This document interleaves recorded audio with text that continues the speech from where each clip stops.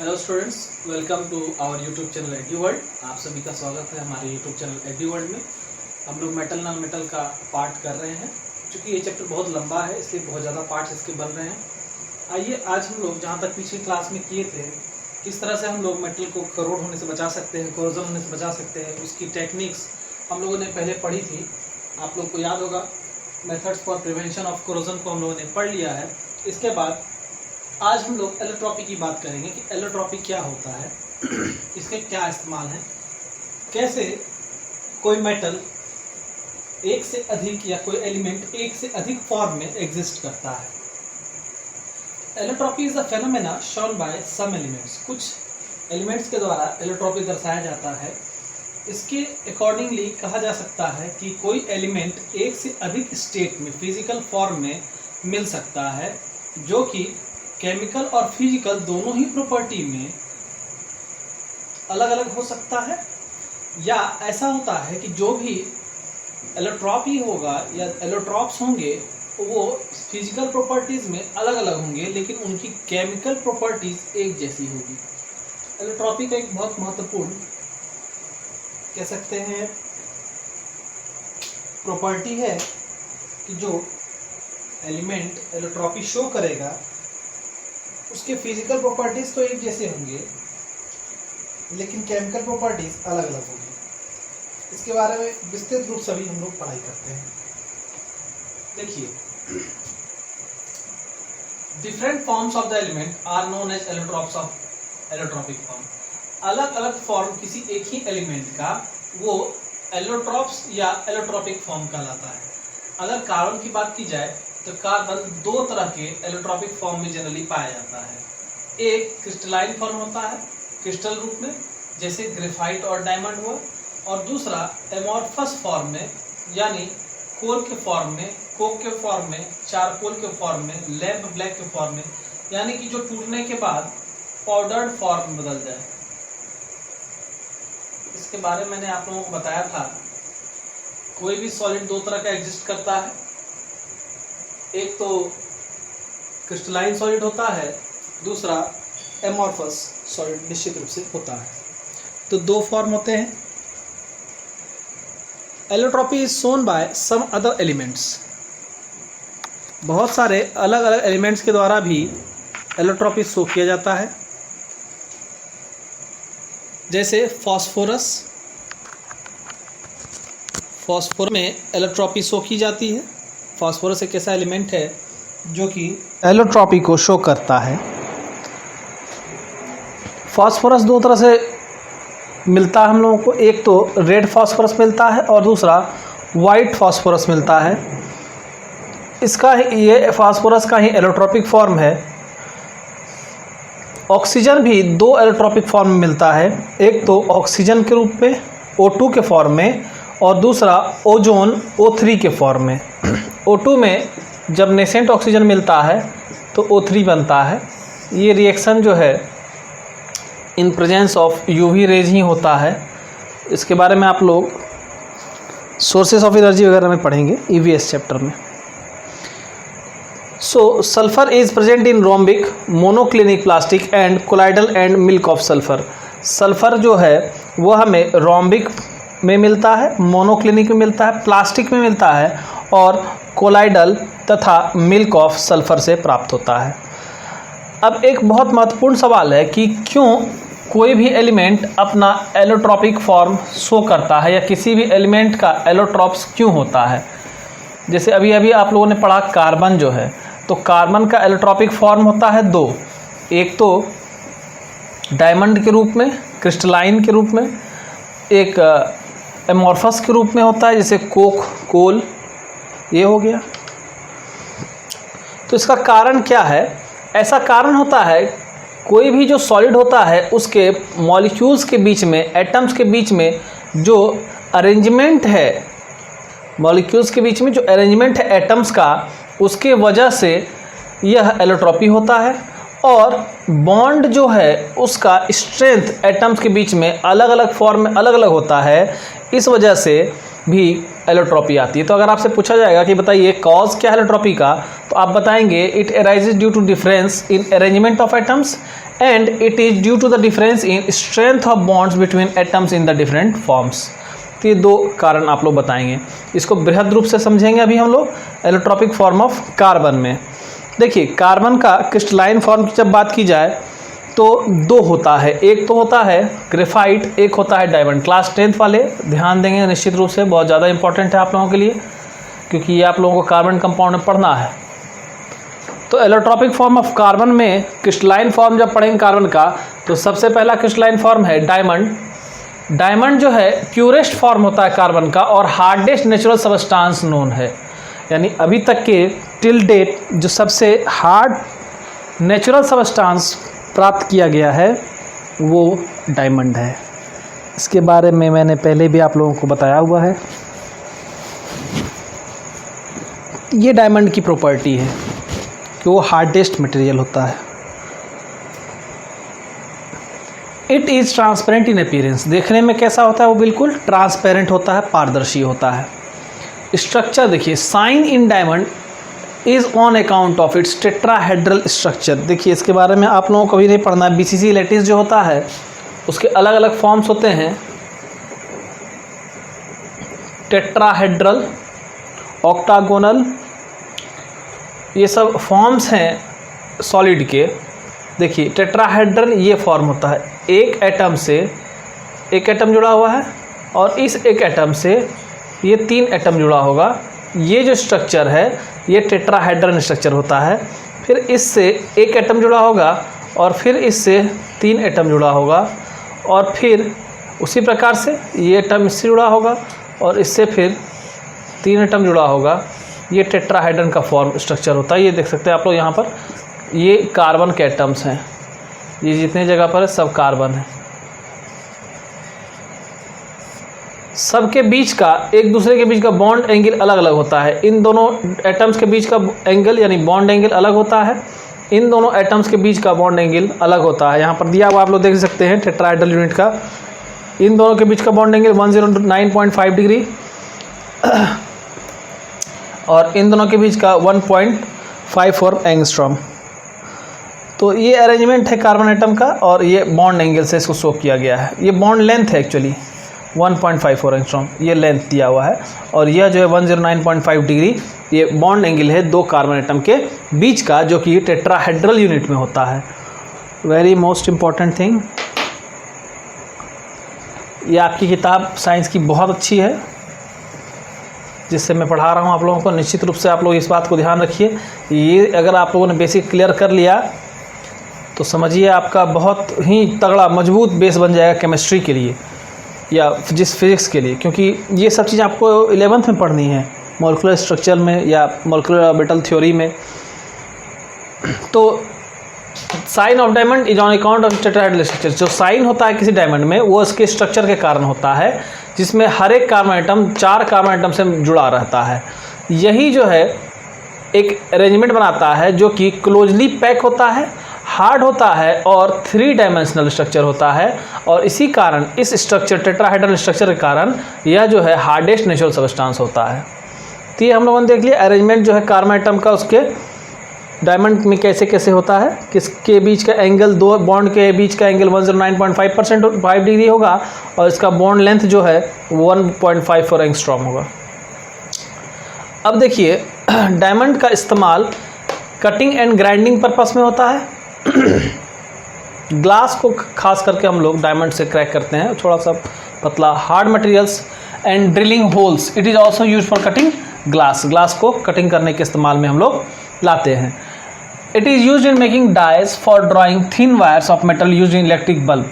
Electric bulb में जो पतले तार का इस्तेमाल होता है उसको बनाने के लिए जिस डाई का इस्तेमाल होता है उसमें पतले तार को करने के लिए डायमंड का इस्तेमाल किया जाता है। Diamond is transparent and has high refractive index. Diamond जो है वो ट्रांसपेरेंट होता है, पारदर्शी होता है और इसका रिफ्रैक्टिव इंडेक्स बहुत ही ज़्यादा होता है। रिफ्रैक्टिव इंडेक्स होता है आप लोग को मैं समझाऊं, अगर रिफ्रैक्शन जो फेनोमेना है वो बेंडिंग ऑफ लाइट रेज होता है। तो speed of light in one medium to speed of light in other medium का जो रेशियो होता है वह रिफ्रैक्टिव इंडेक्स होता है। तो इस वजह से इसका इस्तेमाल ज्वेलरी में किया जाता है। इसमें चमक बहुत ज़्यादा होता है और ये बहुत मैक्सिमम लाइट रेज को रिफ्रैक्ट करता है और इसमें टोटल इंटरनल रिफ्लेक्शन की फेनोमेना भी होती है। Diamond is extra sensitive to heat rays, so it is used for making high precision thermometer. बहुत ही ज़्यादा सेंसिटिव होता है डायमंड हीट के तरंगों के लिए, इसलिए इसका इस्तेमाल बहुत ही, जहाँ हमें बहुत ही सावधानी से और प्रत्येक डिग्री का वैल्यू जो है करेक्ट होना चाहिए, वैसे जगहों पर हम लोग थर्मामीटर में इसका इस्तेमाल करते हैं। Diamond keeps away harmful radiations and this used in making of window of spacecraft. Diamond क्या करता है, रेडिएशन से भी बचाता है, बहुत सारे रेडिएशन से, इसलिए इसका इस्तेमाल स्पेसक्राफ्ट में, वायुयानों में खिड़की बनाने में किया जाता है। It is used by eye surgeons as a tool to remove cataract from eye with great accuracy। आँखों से मोतियाबिंद को हटाने के लिए आई सर्जन्स जो है वो इसका इस्तेमाल करते हैं। Diamond dust, very small diamonds are use for polishing hard metals. Diamond के जो डस्ट होते हैं, जो बहुत छोटे छोटे टुकड़े बच जाते हैं, उनका इस्तेमाल हार्ड मेटल की पॉलिशिंग में किया जाता है। ग्रेफाइट देखिए, अब देखिए ध्यान रखिएगा, ग्रेफाइट का फॉर्म स्ट्रक्चर जो है वो डायमंड से बिल्कुल अलग होगा और इसी कारण से दोनों की केमिकल प्रॉपर्टीज़ अलग अलग हो जाएगी, लेकिन फिजिकल प्रॉपर्टीज़ दोनों की सेम ही रहेगी। मेरे कहने का मतलब है कि दोनों की फिजिकल प्रॉपर्टीज अलग हो जाएगी, लेकिन केमिकल प्रॉपर्टी सेम ही रहेगी। पार्डन।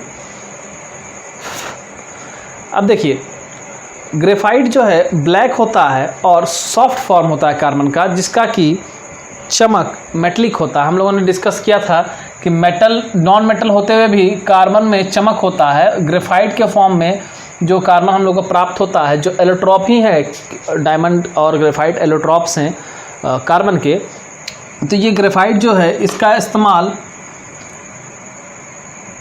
के बारे में हम लोग बात करेंगे। अभी बात करें इसका जो फॉर्म होता है, ब्लैक होता है और सॉफ्ट फॉर्म होता है कार्बन का, जो कि मेटलिक लस्चर होता है, जिसमें चमक होती है मेटल के जैसी, और सोपी टच, यानी कि वो फिसलता है हाथों से।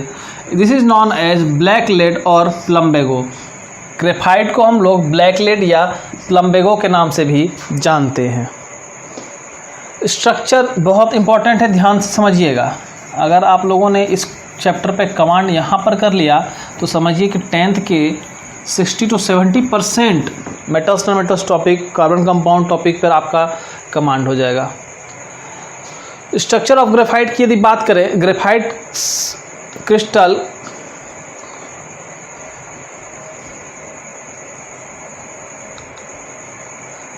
क्रिस्टल कंसिस्ट ऑफ लेयर्स और sheets of carbon atoms. Graphite crystal जो होते हैं उनमें लेयर्स होता है या शीट होता है कार्बन एटम का। Each carbon atom in a graphite layer is linked to 3 other carbon atoms by covalent bond to form hexagonal rings. यहाँ पर देखिए, प्रत्येक कार्बन एटम जो है वह एक इधर और एक इधर, यानी टोटल 1, 2 और 3 कार्बन एटम एक दूसरे के साथ जुड़े हैं। इस 1, 2 और 3 इस तरह से देखिए, यहाँ पर देखिए, एक यहाँ हुआ, दूसरा यहाँ हुआ और इसे एक ये जुड़ा, तीसरा यहाँ हुआ। तो कहीं ना कहीं यह आप लोगों को देखने के लिए मिलेगा। तो एक लेयर की अगर बात की जाए तो इसका लेयर का स्ट्रक्चर जो है वो हेक्सागोनल इस तरह का होता है, और इसमें एक कार्बन एटम जो है वो अदर 2 कार्बन एटम, यानी टोटल 3 कार्बन एटम एक साथ जुड़े होते हैं। एक carbon atom 2 other carbon atom से जुड़ा होता है, टोटल 3 कार्बन एटम आसपास एक दूसरे के साथ जुड़े होते हैं और वीक फोर्सेस से जुड़े होते हैं। वीक फोर्सेस से जुड़े होते हैं, यानी इनके बीच का जो फोर्स होता है वो कोवलेंट होता है। एक बात की जाए तो कोवलेंट नेचर होता है बॉन्ड इनके बीच का, और दूसरा इनके बॉन्ड्स के बीच में वीक अट्रैक्शन होता है। जबकि डायमंड्स के स्ट्रॉन्ग कोवलेंट बॉन्ड से कार्बन एटम्स जुड़े होते हैं और इनमें स्ट्रॉन्ग अट्रैक्शन फोर्स होता है, जबकि कार्बन के 2 स्ट्रक्चर के बीच में या 2 लेयर के बीच में वीक वंडर वाल फोर्सेस होता है। Weak van der Waals force of attraction, ठीक है। अब यहाँ पर क्या होता है, चूंकि एक कार्बन 4 के साथ जुड़ सकता है लेकिन 3 के साथ ही यहाँ जुड़ा रहता है, तो एक एटम जो है वो हर एक जगह पर फ्री रहता है। इस तरह से बहुत सारे एटम्स मिल जाते हैं और यही फ्री इलेक्ट्रॉन्स को जनरेट करते हैं, और ये जो फ्री इलेक्ट्रॉन्स है वह कारण बनता है इलेक्ट्रिसिटी को कंडक्ट करवाने का। इसलिए ग्रेफाइट जो है वो इलेक्ट्रिसिटी को कंडक्ट करता है। इस बात को बहुत ध्यान रखिएगा, चूँकि एक नॉन मेटल है फिर भी ये इलेक्ट्रिसिटी को कंडक्ट कराता है क्योंकि इसमें फ्री इलेक्ट्रॉन्स पाए जाते हैं। और ऐसा क्यों पाया जाता है? क्योंकि इसका स्ट्रक्चर जो है वो हेक्सागोनल होता है, जिसमें एक एटम दूसरे 2 एटम्स के साथ जुड़ा होता है, और एक एटम यानी 4 में से 3 एटम तो यूटिलाइज हो जाते हैं और एक एटम फ्री रह जाता है। ये स्ट्रक्चर भी देख सकते हैं आप लोग, एक लेयर का स्ट्रक्चर है और अदर लेयर्स जो है, यही जो फोर्स ऑफ अट्रैक्शन इन दोनों के बीच का है, ये वीक वंडर ऑफ फोर्स, तो इसलिए एक दूसरे पर स्लाइड कर जाते हैं। ग्रेफाइट का यूज़, ग्रेफाइट एक गुड कंडक्टर इलेक्ट्रिसिटी का है, इसलिए इसका इस्तेमाल हम लोग इलेक्ट्रोड बनाने में करते हैं, ड्राई सेल्स में, इलेक्ट्रिक आर्क में, फर्नेस में, एंड इलेक्ट्रोलाइटिक सेल्स बनाने में इसका इस्तेमाल करते हैं। देख पा रहे हैं आप लोग, मेटल कैप है, जिंक का कंटेनर है, सील है, कार्बन रॉड है ग्रेफाइट का। यहाँ पर कार्बन रॉड है ग्रेफाइट का, ये मेटल का कैप है, ये सील है, लॉक है, जिंक का कंटेनर है बाहर से, यही ग्रेफाइट है। अब देखिए एक्टिविटी है, एक्टिविटी में ये दर्शाया जा रहा है किस प्रकार से कि ग्रेफाइट जो है वो गुड कंडक्टर ऑफ इलेक्ट्रिसिटी है। तो इसमें हम लोग को चाहिए टॉर्च का बल्ब, बैटरी, ग्रेफाइट रड और वायर्स ऑफ कॉपर। मेथड क्या है? कनेक्ट करेंगे टॉर्च बल्ब को, बैटरी को, ग्रेफाइट रड को एक दूसरे के साथ वायर से। स्विच ऑन करेंगे सर्किट का bye connecting it with battery. क्या होगा? बल्ब जलने लगेगा। तो इससे क्या समझ में आएगा कि करंट जो है वो ग्रेफाइट रड से होकर पास कर रहा है, तभी तो बल्ब जल रहा है, यानी पाथ सर्किट जो है वो कंप्लीट हो रहा है। रिजल्ट में ये आएगा। दूसरा क्या है? यह एक सॉफ्ट होता है, ब्लैक होता है, और जब चलता है तो ब्लैक मार्क छोड़ता है पेपर पे, और इसलिए इसका इस्तेमाल हम लोग पेंसिल बनाने में करते हैं। ये सॉफ्ट है और स्लिपरी है, इसका इस्तेमाल लुब्रिकेंट के रूप में होता है, ग्रीज में। It is use in making black paints and ink. इसका इस्तेमाल ब्लैक पेंट बनाने में और इंक बनाने में किया जाता है, और इसके हाई मेल्टिंग पॉइंट की वजह से इसका इस्तेमाल ग्रेफाइट क्रूसिबल्स के लिए for melting of metals, metals को गलाने के लिए जो ग्रेफाइट के क्रूसिबल्स बनते हैं उसमें भी किया जाता है।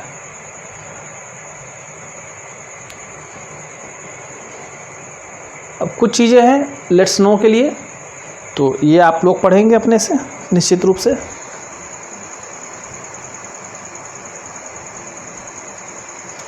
The red brown coating on iron surface is rust and the process non rust, ये सब तो आप लोग जान रहे हैं अच्छे से। इसका टेस्ट योरसेल्फ 7 ये आप लोग करेंगे अपने से। डिफरेंस देखिए डायमंड और ग्रेफाइट के बीच में प्रॉपर्टी के आधार पर दिया गया है। मैं इसको एक बार रीड अलाउड कर देता हूँ। Property, physical nature. डायमंड का फिजिकल नेचर कैसा होता है? ट्रांसपेरेंट होता है, कलरलेस होता है, जबकि ग्रेफाइट ओपेक होता है और ब्लैक होता है। डायमंड ट्रांसपेरेंट होता है, ग्रेफाइट ओपेक होता है, डायमंड कलरलेस होता है, ग्रेफाइट ब्लैक होता है। ठीक है, फिजिकल नेचर के बेस पे। अकरेंस के आधार पे कैसे अकर होता है? तो डायमंड जो है फाउंड होता है नेचर में बहुत कम मात्रा में, जबकि ग्रेफाइट जो है एबंडेंस में प्रचुर मात्रा में मिलता है।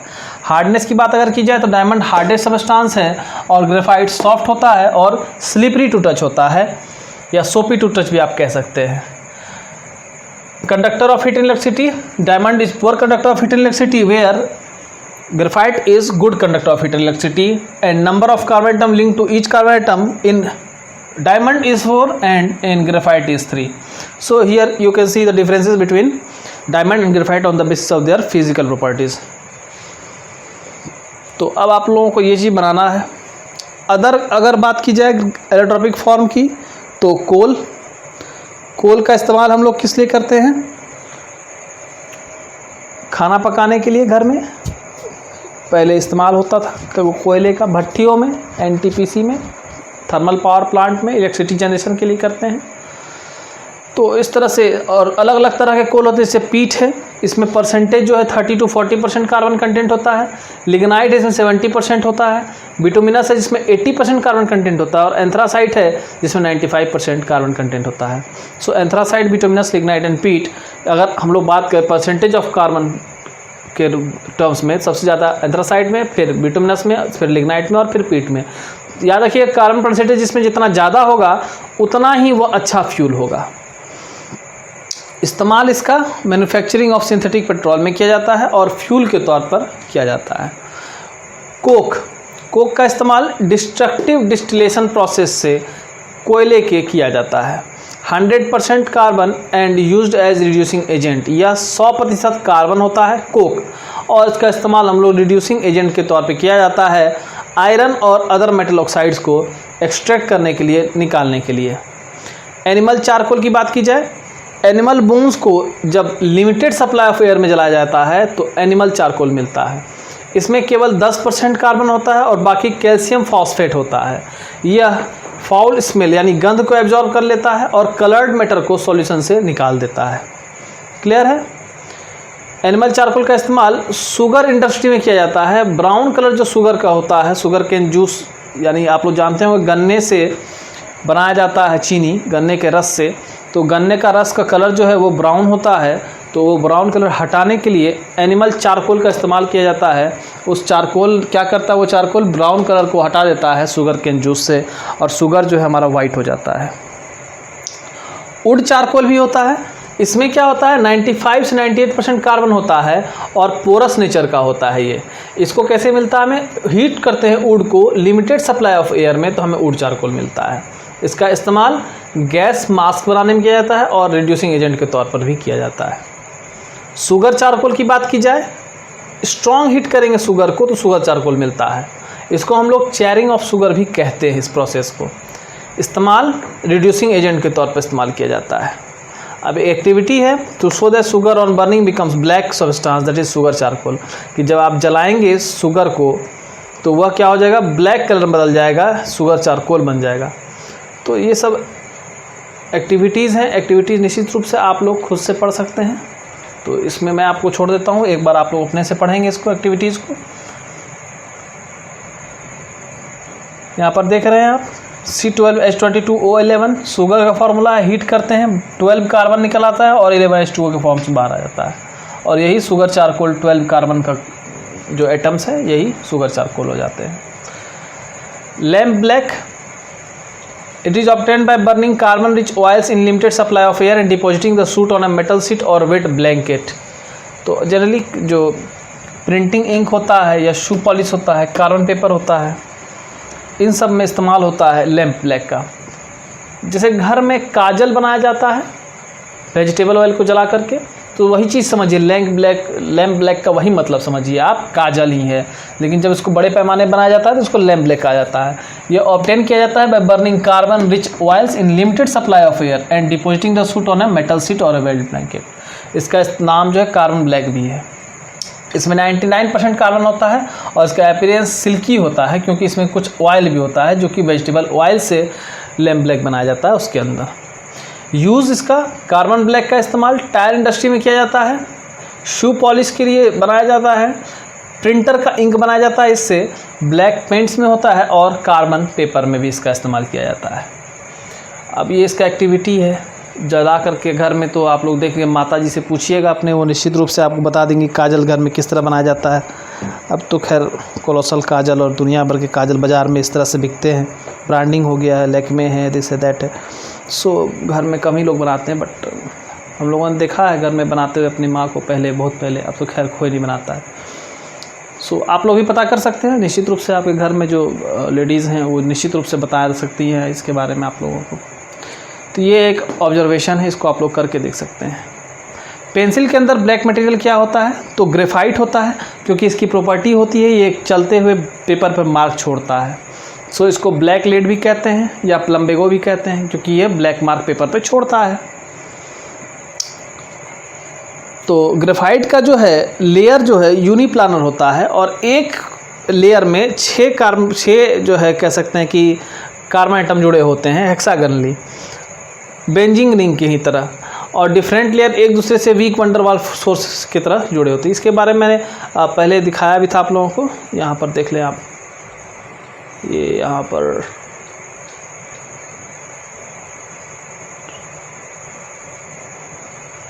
ये देखिए, 1 कार्बन, 2 कार्बन, 3 कार्बन, 4 कार्बन, 5 और ये 6 कार्बन, ठीक है।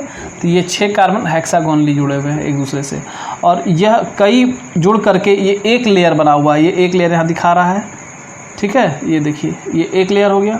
अब यही एक लेयर दूसरे लेयर से जुड़ता है, तो एक लेयर दूसरे लेयर पे इस तरह जुड़ता है और इन दोनों के बीच में वीक वंडर वाल फोर्सेस होता है, जिसकी वजह से ये एक दूसरे पे स्लाइड कर जाता है। तो इसका लुब्रिकेंट के रूप में ऐसे कोल्ड कंट्रीज में जहाँ पर कि बहुत ज़्यादा ठंड पड़ती है, तो वहाँ पर क्या होता है, लुब्रिकेंट के रूप में जो मोबिल या ऑयल का इस्तेमाल होता है लिक्विड फॉर्म में, वो जम जाता है अधिक ठंड की वजह से। तो वहाँ पर हम लोग ग्रेफाइट का या solid powder form of carbon का इस्तेमाल करते हैं एज अ लुब्रिकेंट।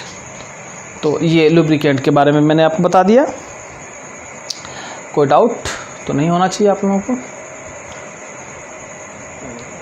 पिछले क्लास में मैंने देखा था बहुत सारे हमारे मेरे पुराने स्टूडेंट्स, आज के नहीं, मुझे लग रहा है वो 2008-2009 बैच के स्टूडेंट्स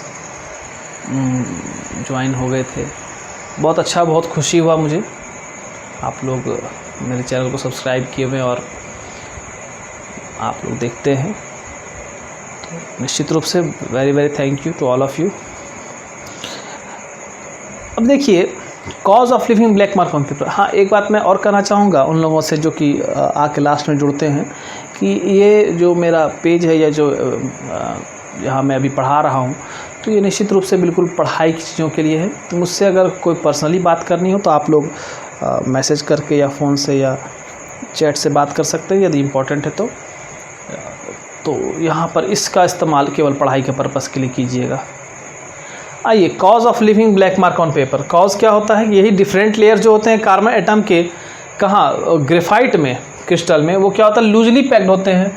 तो हर लेयर एक दूसरे के ऊपर स्लाइड करता है। तो जब हम लोग पेपर पर लिखते हैं तो वही पेपर पे वो मार्क छूट जाता है, लेयर रह जाता है और वो ब्लैक मार्क देता है।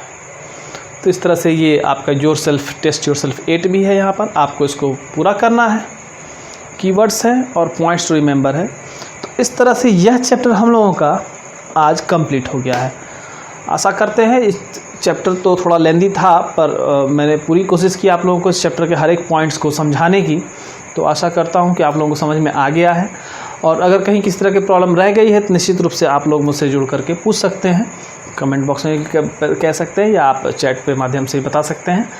तो आप लोग डायमंड और ग्रेफाइट का प्रॉपर्टीज निश्चित रूप से याद कर लीजिए, इंपॉर्टेंट है। उसके नोट्स निश्चित रूप से बना लीजिए जो मैंने क्लास कर लिए हैं सारे।